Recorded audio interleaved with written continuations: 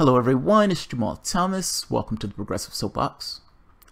So the Republicans are trying to pass a tax scam, or a tax heist if you want to call it, essentially putting $1.5 trillion of debt on the backs of the American public while raising taxes on the poor and the middle class in order to give the rich a tax cut. They use certain gimmicks in order to kind of give this appearance as if other people in the tax bracket are getting a tax cut, but ultimately they're raising taxes on the poor and the middle class.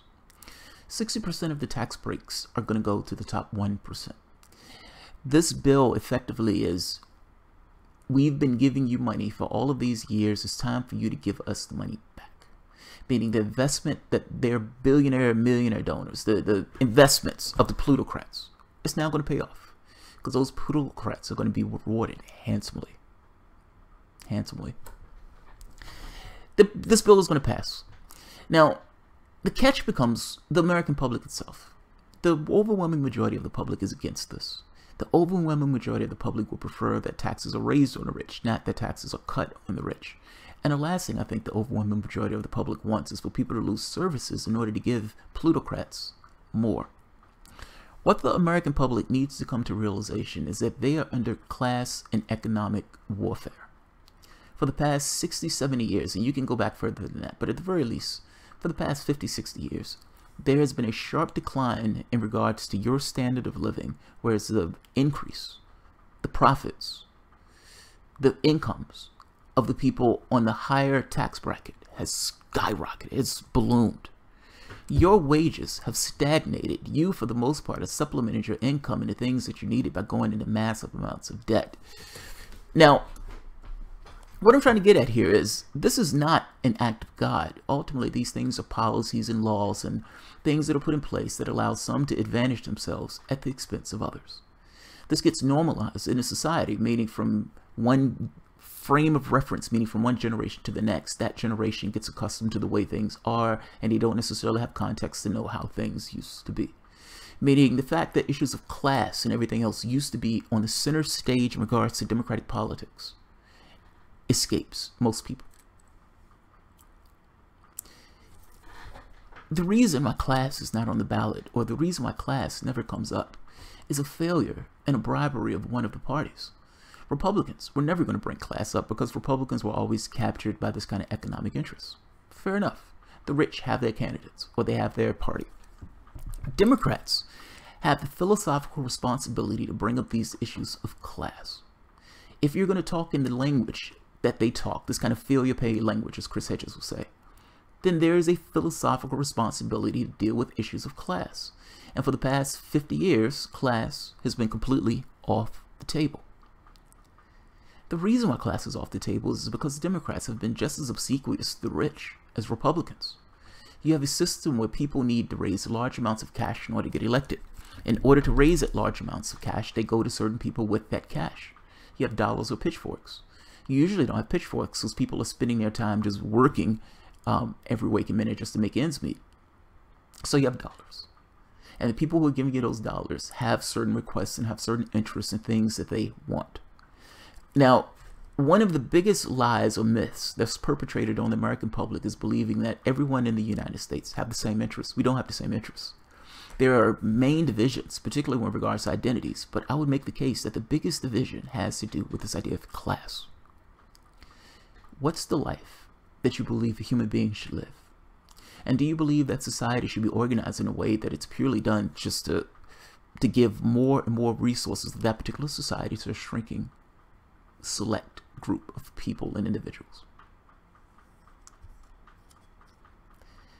This is the richest country on the planet. But from standard of living standpoint, if people knew what people live like in Europe in regards to the social safety net, they would be appalled at the conditions in America. They would be absolutely appalled. It is economic warfare. One of your parties, the party that many of these people subscribe to, have been bribed, so they don't bring up issues of class. They don't bring up issues that deal with the conversation that need to be had with regards to income inequality and unions and all this other stuff. That stuff is off the table. They hug identity to the exclusion of everything else. Do you understand that the reason why Republicans can get a tax cut that's this gross and this is over the top was because the Democrats have moved so far to the right that they've moved the playing field to this particular part of the court. They moved the playing field to this particular part of the court. What I'm trying to get at is the vehicle that was supposed to combat this stuff, the vehicle that was supposed to make these issues of class as opposed to hugging identity to the exclusion of everything else, was supposed to be the Democrats.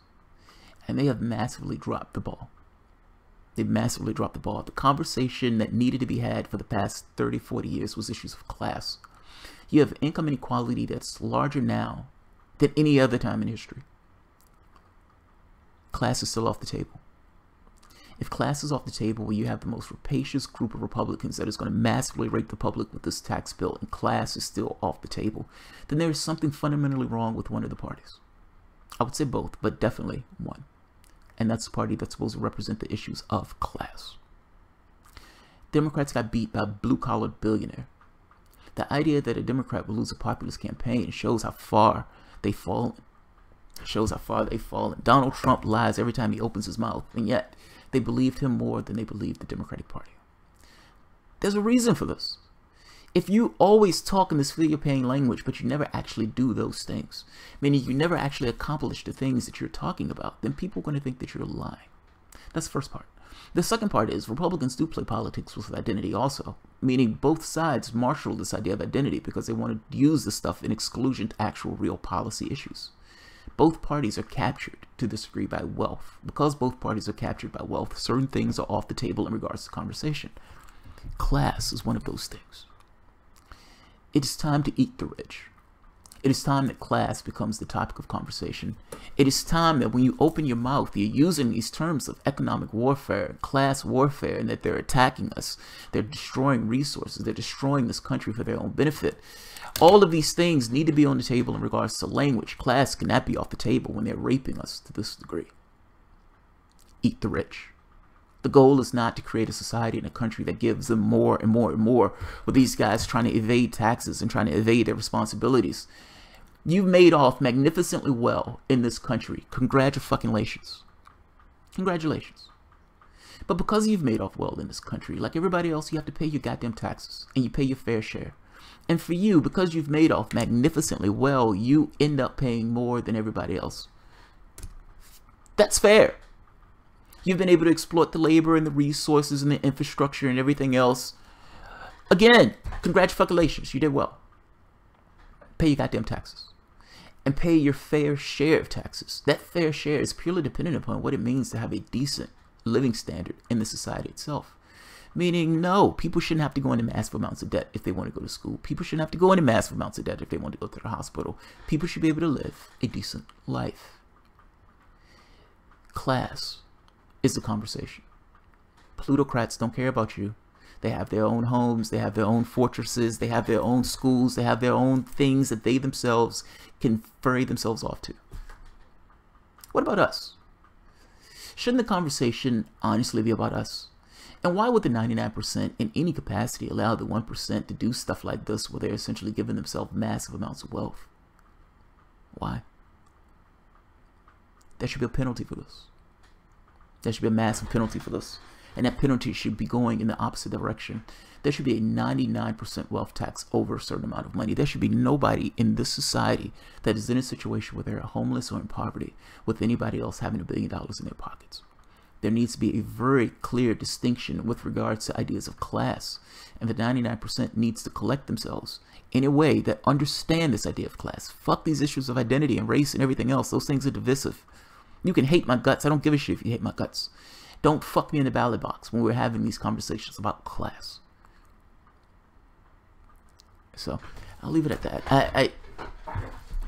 I'm annoyed by this, but I'm annoyed by this not so much Republicans are going to do this. I assume Republicans are going to do shit like this.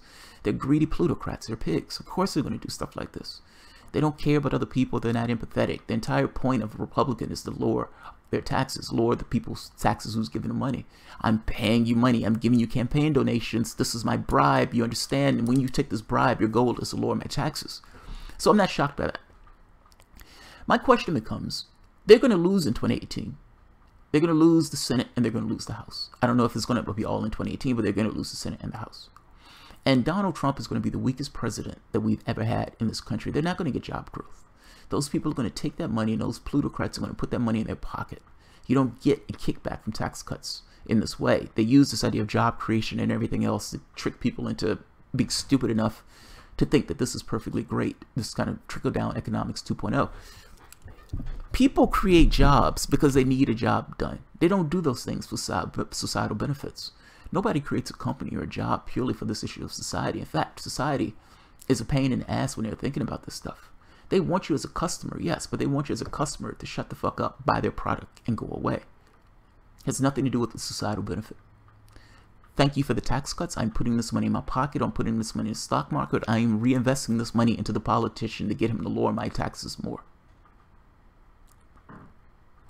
Any trickle effect that you may get into the economy is going to be minor at best. So I'll leave it at that. My feeling on this, though, is what are the Democrats going to do if they get back in office? And is it going to be like Obama, just instantiating tax cuts into law, saving 80% of those tax cuts into law? In which case, are the Democrats going to co-sign this by turning around and allowing this to stand as is? Or are they going to grow a pair? Are they going to have some stones, and are they going to try to push to have these things undone and have the tax code reworked? Questions, questions, questions. So we'll see. At the very least, though, this is going to explode income inequality to even greater heights. Obama gave 95% of the wealth to the top 1%. When you have a presidency like that, and Donald Trump hates Obama, Donald Trump is going to try to best him. So yeah, he's probably going to best Obama and giving the 95% to the top 1%. So mind you, he can only best him by 5%. So go figure. Go figure. I'll leave it at that. I hope this made sense. I'm putting a link to the bottom of the video for T by T thing. I think they're massively jumping the shark on this. The question becomes, are they jumping the shark because they're pretty sure that Democrats aren't going to do anything to try to undo this once they get in office? And they're just going to kind of go on as politics as usual, with their programs and everything else being under attack and everything else having to justify the programs. Republicans are going to go after Social Security, Medicare, and they're going to turn around and say, oh my God, look at the deficit. We need to get rid of some of these social programs. Mark my words. It's Republican Strategy 101. Spend a huge amount of money, turn around, point the Democrats and say, now you need to justify your programs. If it was me, I would say, you're right. We need to do something about this tax bill. I mean, we need to do something about this deficit, which means I think it's more important for me to tax the rich to the tune of 90% over a certain amount. Yeah, let's raise taxes. If we need to pay it down, we need to pay it down. Let's raise taxes. And let's go to the people who have that cash, meaning we're going to raise that tax on the rich. If you're honest about being a deficit hawk, if you're serious about this idea of, hey, we need to do something about the deficit, well, let's do something about the deficit. What I see is one party who has screamed about the deficit for the past 20-something years has expanded the deficit by $9 trillion as soon as they took office. And now it's going to put another $1.5 trillion of debt on everyone else's backs in order to give their plutocrat donors a kickback. I think the American public sees it this way too. So, question becomes, how are they punished? And if they're punished, will the Democrats do anything to try to roll this back or make the tax code in a more progressive way? That's my curiosity about it. I suspect they care less about the Republicans losing in the midterms on this. I honestly think, I don't think they care. I think, don't get me wrong, I don't think they want to lose in the midterms. But certainly if you're going to pass this, you're going to have to accept that the American public is going to be completely against you on this. And then ultimately they're going to vote you out. But you may assume that you're going to be voted out anyway. You're instantiating your gains. You force the other party to have to undo something that you yourself did. So when Obamacare passes, even though Obamacare was somewhat half-baked, ultimately they had a hard time trying to get rid of it because people said, holy shit, I have healthcare. I don't want you to get rid of my healthcare. Same thing with this. Same thing with this. What the Democrats should do, and I'll leave it at this, get rid of college loan debt. Say, you know what, college is free. And we're going to stimulate the economy by saying the $1.4 trillion, instead of putting that on the backs of American citizens, we're going to nullify all college loan debt. Meaning those people are going to now have money, instead of paying their money to a bank, to invest that money into the economy. That's essentially putting an infusion of $1.4 trillion into the economy itself, into the hands of regular, ordinary people who are going to do what? Spend it. You get higher bang for your buck giving that money to the bottom of the population than you do giving that money to plutocrats who have no need to spend it. It's just extra money in their bank accounts. They're just greedy fucks. The public needs to fully understand and vilify the rich for the scum that they are. And this may not necessarily apply to each and every one of them, but certainly enough. Certainly enough of them. Yeah, that needs to be the perspective of the public. The 99% needs to look at itself as the 99%, and they need to understand that this stuff boils down to issues of class. And as a class, you're being attacked nakedly and in the open, in the same way that you've been attacked in this kind of subversive way for the past 40, 50 years, at least going back to the 1980s. So I'll leave it at that. I don't want to bitch, I don't want to rant. I think they're going to massively pay for this. I think this is a massive jump in the shark, but Republicans always do this. Anytime they get in office, they do the exact same thing. They depend on the weak and effectlessness of the Democrats in order to get by on this stuff. I think this was a jump with the shark. We'll see. All right, guys. Leave it at that.